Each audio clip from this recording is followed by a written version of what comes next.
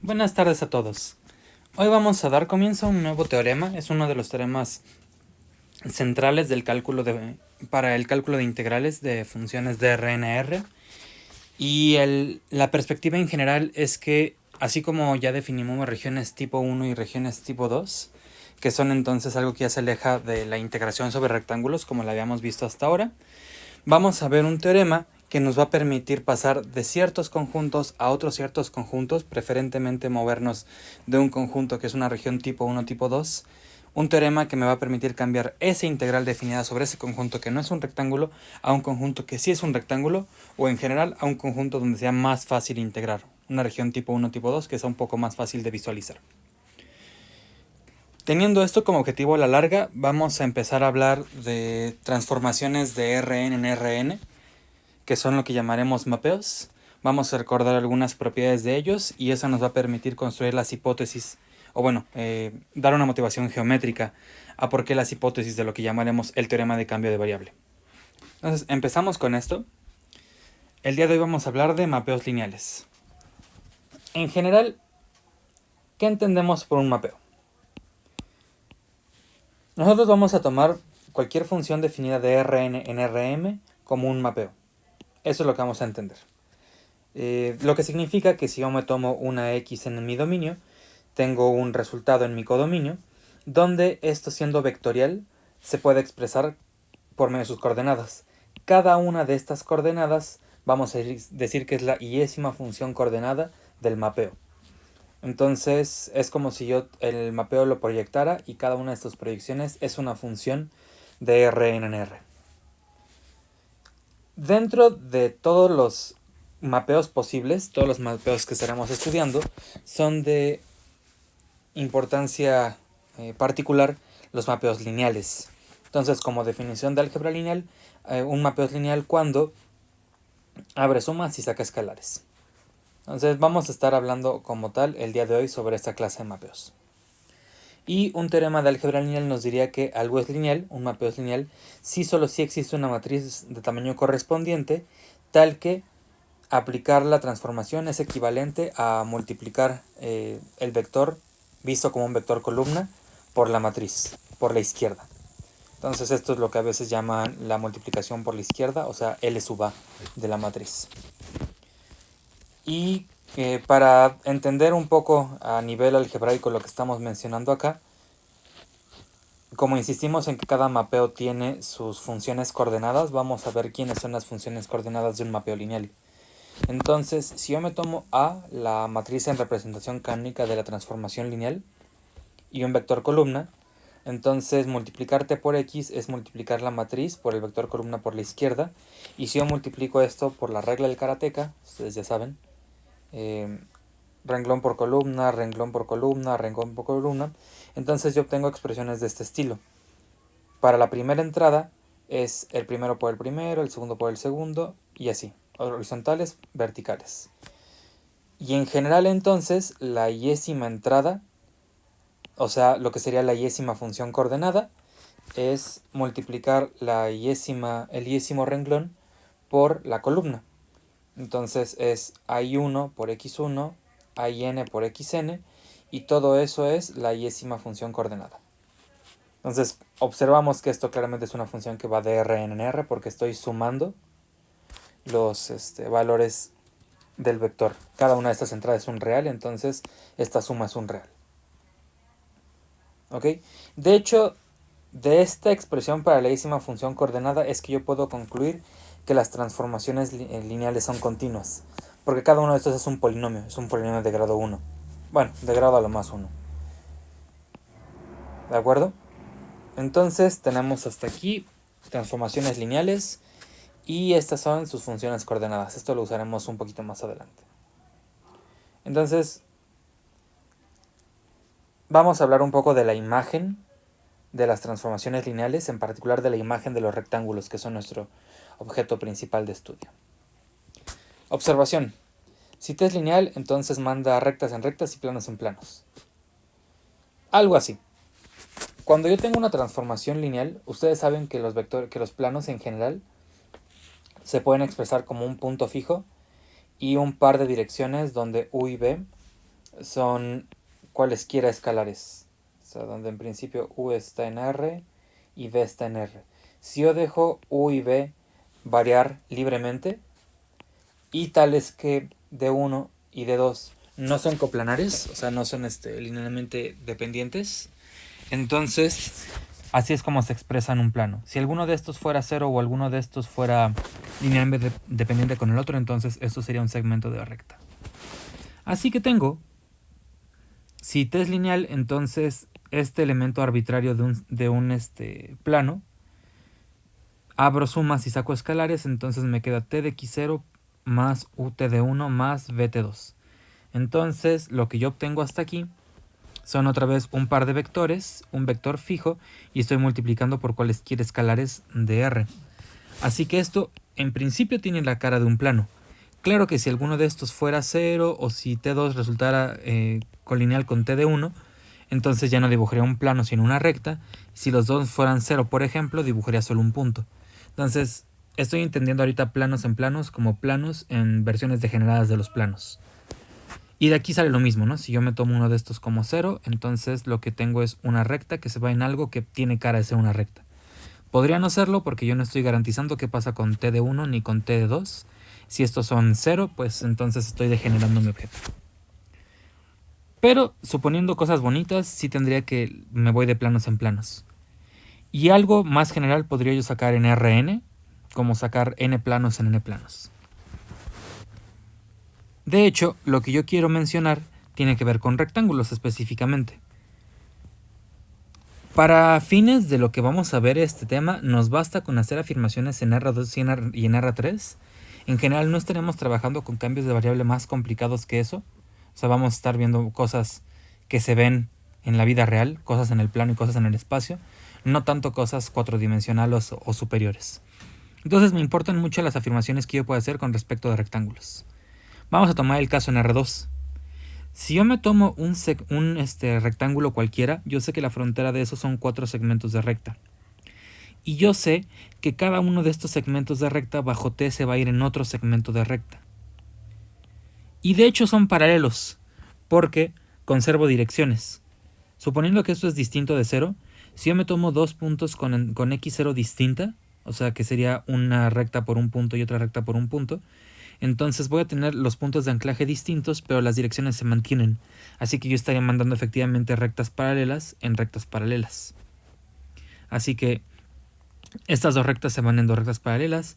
Estas dos rectas, digamos que ahora se van en dos rectas paralelas. Y entonces yo estoy cambiando este rectángulo en algo que está delimitado por paralelas, o sea, un paralelepípedo. En este caso un paralelogramo porque estamos en R2. Pero de manera general yo quiero argumentar que te manda rectángulos en paralelepípedos. Ahorita haremos el... De hecho, aquí está el dibujo en R3. En R3 lo que yo tendría entonces es un rectángulo pensado como una caja, un prisma rectangular, y yo mando. Entonces yo sé que cada uno de los lados, cada una de las aristas paralelas preserva paralelismo, y cada uno de los planos paralelos también preserva paralelismo. Entonces estoy modificando como que el ángulo quizás de este rectángulo, estoy extendiendo las aristas posiblemente, pero estoy preservando direcciones, en el sentido de que si dos cosas tienen la misma dirección, entonces sus imágenes también comparten entre ellas dos dirección, quizás no la misma de estas dos, pero sí ellas tienen la misma dirección. Y esto ya sería un paralelepípedo, ¿no? Porque las n caras, en este caso las 6 caras de este paralelepípedo son planos, porque yo sé que planos se van en planos, así como este blanco de acá, que es un plano, se va en este plano, digamos. Entonces vamos a argumentar eso, vamos a entender esa idea de una vez, que T manda rectángulos en paralelepípedos, pueden ser degenerados o pueden no serlo, eso ya depende de T, pero la cara general es un paralelepípedo. Así que aprovechando de una vez vamos a quedarnos en el caso n igual a m, o sea que vamos a estar hablando de funciones que van de un dominio en ese mismo espacio, de R2 en R2 o de R3 en R3, y en esos casos la transformación lineal recibe un nombre especial que es ser un operador lineal. Ahora vamos a caracterizar un poco cómo usar lo que hemos visto en el curso para decir qué pasa con estas imágenes. Entonces puedo decir lo siguiente. Test lineal. Como test lineal, entrada es un polinomio, así que entrada es continua, lo que me implica que test es continua, como función de Rn en Rn. Si yo me tomo cualquier rectángulo, por nuestra convención, los rectángulos son cerrados y acotados, por lo tanto son compactos. Si yo tengo una función continua y la aplico a un compacto, su imagen también es compacta. Y en particular, si yo tomo un compacto, esto es acotado. En general no es cierto que imagen de acotado es acotado, entonces por eso es necesario que yo pase por el argumento de compacidad. ¿Vale? ¿Y quién es la frontera? Como el dibujo pretende decirnos, por lo que yo dije arriba, la imagen de planos es un plano.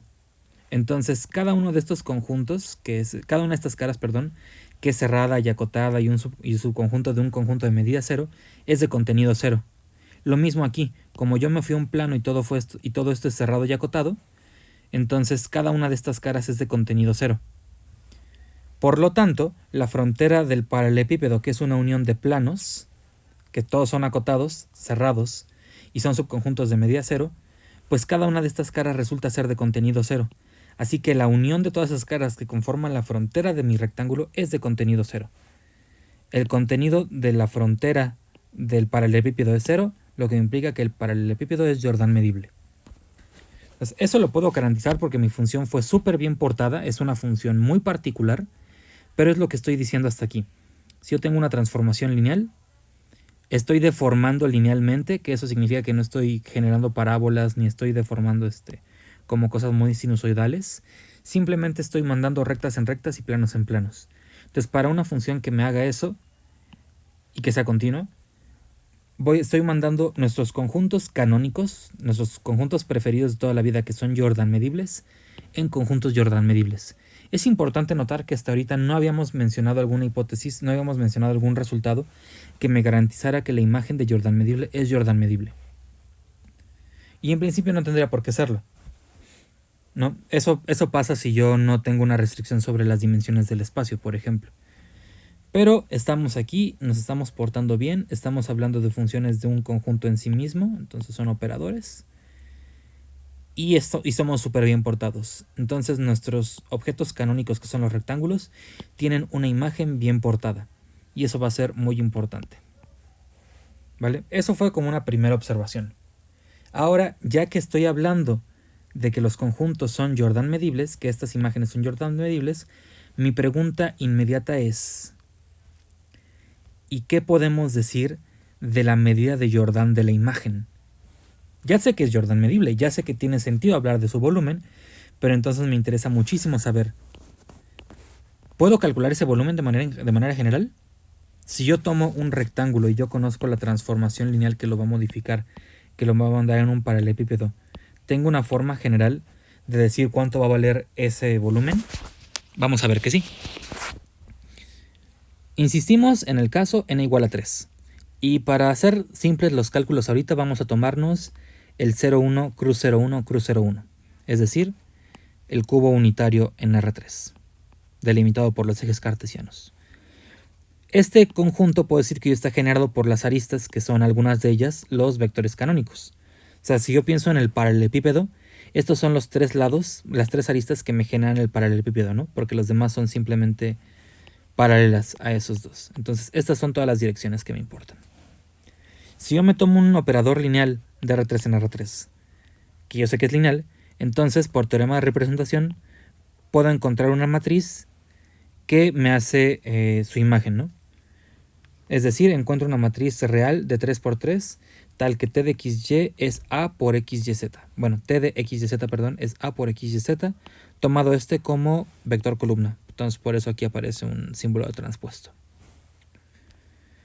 Así que ya sabemos que si yo me tomo la imagen de esto va a ser un paralelepípedo y las aristas de este paralelepípedo van a ser las aristas transformadas, o sea, los transformados de cada uno de los vectores canónicos, E1, E2, E3.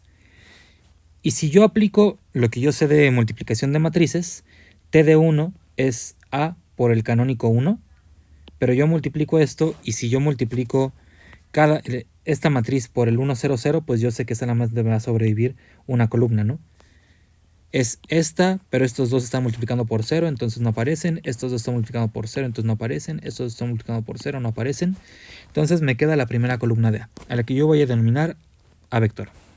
Análogamente para cada uno de estos. T de E2 lo voy a denominar B, que es la segunda columna. Y T de E3 lo voy a denominar C, que es la tercera columna. Y aquí vienen algunos hechos muy importantes sobre la interpretación geométrica de algunas operaciones que nosotros hacíamos en cálculo 3. Entonces, hasta ahora solo he dicho los ingredientes. He hablado de mi rectángulo, que es el 0,1. He hablado de una matriz de 3×3. He hablado de los transformados bajo esa transformación lineal. Y lo que sigue a continuación es calcular el volumen de la imagen, que es el volumen del paralelepípedo generado por estos tres vectores. Entonces, esa medida de Jordan, ahorita voy a tomar la suposición bastante conveniente de que se calcula como el volumen de un paralelepípedo, y ese volumen tiene una fórmula que se ve en cálculo 3. En cálculo 3 se demuestra que si yo tengo un paralelepípedo generado por tres vectores, entonces el volumen de ese paralelepípedo va a estar dado por el valor absoluto del triple producto escalar, A.B cruz C. En valor absoluto, aquí el orden no importa. O sea, aquí podría ser B.A cruz C, podría ser A.B cruz A. Con valor absoluto, no hay problema en yo cómo pongo el orden de esto, lo cual tiene sentido porque es un volumen y porque no debería haber diferencia en cuál de ellos estoy nombrando primero. Así que este hecho ya lo vamos a usar. Y también se demuestra en cálculo 3 que este triple producto escalar es de hecho, en valor absoluto, un determinante. Y no es otra cosa que el determinante de A. Entonces aquí estoy usando algunos resultados de cálculo vectorial bastante específicos, que es pura cuenta. O sea, la interpretación geométrica de esto tiene que ver con los ángulos, tiene que ver con la interpretación geométrica del producto punto y la interpretación geométrica del producto cruz. Y lo demás es formulazo. Entonces, lo demás son puras cuentas por si quieren ustedes verificarlo, si es que no lo habían visto antes. Lo que he demostrado hasta ahora es que si yo me tomo el rectángulo unitario, el rectángulo bonito, el canónico, el mero de R3, entonces la medida de Jordan de su transformado es justamente el valor absoluto del determinante de A. Esto va a ser muy importante. Vamos a ponerle una carita de que esto es muy importante. Y a partir de esto yo quiero llegar a un resultado un poco más general. Entonces, ¿cómo puedo llegar a un resultado más general? Vamos a poner otra carita. ¿Cómo puedo llegar yo a un resultado más general? Si yo me tomo cualquier rectángulo en R3, sus lados, por definición, o sea, porque estos son productos cartesianos y son paralelos a los ejes, por definición, las aristas de esto van a ser paralelas a cada uno de los vectores canónicos. Entonces, este lado es la arista es nada más lo que va de x1 a x2, que yo le voy a llamar x2 menos x1, y va a ser paralela a E1. Así, y2 menos y1 paralela a E2, y z2 menos z1 paralela a E3. Entonces, por argumentos de linealidad, voy a calcular fácilmente sus transformados. El paralelepípedo, que es la imagen de este rectángulo, está generado por las siguientes aristas, que son las imágenes de las aristas originales, que son paralelas a los lados. Entonces, por linealidad, simplemente saco los escalares y recuerdo los nombres. Entonces, T de E1 era A, así que T de la primera arista es x2 menos x1 por la arista, por el transformado de la arista. Y así con cada uno de ellos. Entonces, T de y2 menos y1e2 es y2 menos y1b. T de z2 menos z1e es z2 menos z1c. Y a partir de esto, usando la fórmula de triple producto escalar que yo mencioné antes, la medida de Jordan del transformado del paralelepípedo, que es el volumen de un paralelepípedo, es el triple producto escalar de las aristas que generan el paralelepípedo, o sea, estas tres. Pero como el triple producto escalar es lineal en cada una de sus entradas, esto sale. Así que multiplico x2 menos x1 por y2 menos y1 por z2 menos z1, que multiplica al triple producto escalar de A.B cruz C. Observen ustedes que esto yo ya lo conocía. Esto fue lo que yo obtuve acá arriba y es el determinante de A. Por otra parte, esto es x2 menos x1 por y2 menos y1 por z2 menos z1 que nosotros identificamos como el volumen de R. Entonces, esto es una conclusión muy importante. Lo que acabamos de obtener es que si yo transformo un rectángulo en general en R3, estamos hablando de producto cruz, pero en R2 funciona casi igual, de hecho es bastante análogo. Entonces el volumen de ese transformado es el volumen de R, el volumen del rectángulo original, que multiplica al valor absoluto del determinante de la matriz asociada a la transformación lineal. Lo que vamos a decir a continuación es que este factor, que es constante en principio, porque la transformación es dada y la matriz no cambia, es un factor de preservación de volumen. Eso es muy importante porque, por ejemplo, bien podría pasar que el volumen se hace cero. Cuando yo tomo dos vectores y yo le aplico una transformación lineal, puede ser que todos los vectores me queden colineales. Aquí el volumen sería estrictamente positivo y aquí el volumen sería cero. Entonces, bien podría pasar que yo degenere mi rectángulo y que su volumen entonces termine siendo cero. Lo que esto me dice es que eso depende de la transformación en sí misma. Si la transformación es no invertible, entonces esto es cero y no importa lo que yo haga, todos los volúmenes que yo mueva son cero. Si la transformación es no invertible, si la transformación no es inyectiva, entonces todos los volúmenes se me van a degenerar, como pasa en este caso. Y si la transformación es inyectiva, entonces los volúmenes van a ser proporcionales linealmente a los volúmenes originales y ese factor de proporcionalidad es el valor absoluto del determinante. Entonces, esto es una conclusión muy importante. Esto es muy relevante para lo que vamos a hacer a continuación. Y vamos a sacar una conclusión más, que esta también va a ser relevante en lo que vamos a hacer en la generalización.